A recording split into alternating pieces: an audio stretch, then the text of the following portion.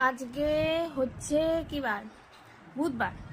তো আজকে বুধবারে আর শনিবারে আমি জামা কাপড় কাচি বাড়িতে।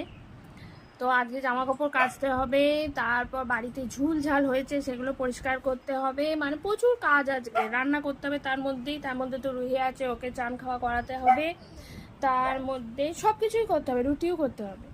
তো এত কাজ আছে। আর এখন আমি কি করছি, সব কাজ ফেলে এই যে এই পুচকিটাকে আদর করছি।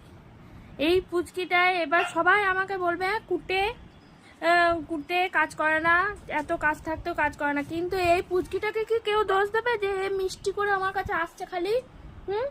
এ মিষ্টি করে আসছে খালি, আমার পাশে বসছে আদর খাবার জন্য, হ্যাঁ, টুক টুক টুক টুক টুক করে হাঁটছে।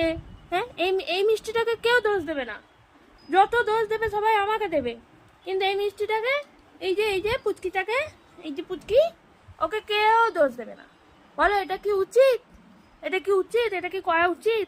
এটা উচিত নয়। দোষটা কিন্তু আমার নয়। এই যে আমি এত কাজ ফেলেও বসে আছি ওই পুচকিটাকে নিয়ে, এই দোষটা কিন্তু আমার নয়, দোষটা পুচকিটা। হ্যাঁ হ্যাঁ, পুচকিটা আমার কাছে এসেছে, খালি এসেছে। চোখ মুখ দেখো না, মনে হয় চটকে চটকে আলু ভাজা করে দিই, তারপরও আদর শেষ হয় না আমার। আর এই যে আরেকজন আছে, ও পুকু, এই যে সবাই বলছে আমি নাকি পুকুকে এখন বেশি ভালোবাসছি না, আর ইয়ে পালককে বেশি ভালোবাসছি। পুকু পুটুস প্লুটো নাকি অতীত হয়ে গেছে।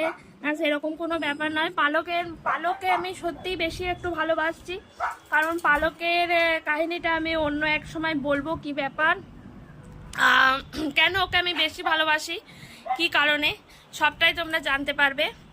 আর এই যে আমার পুচকিটা এখন খাচ্ছি। আজকের দিনটা জানি না কেমন যাবে। তো আজকের দিনটা এরকম কুটেমি দিয়ে শুরু হলো, কিন্তু আমার প্রচুর কাজ, আস্তে আস্তে সব কাজ হয়ে যাবে আশা করি।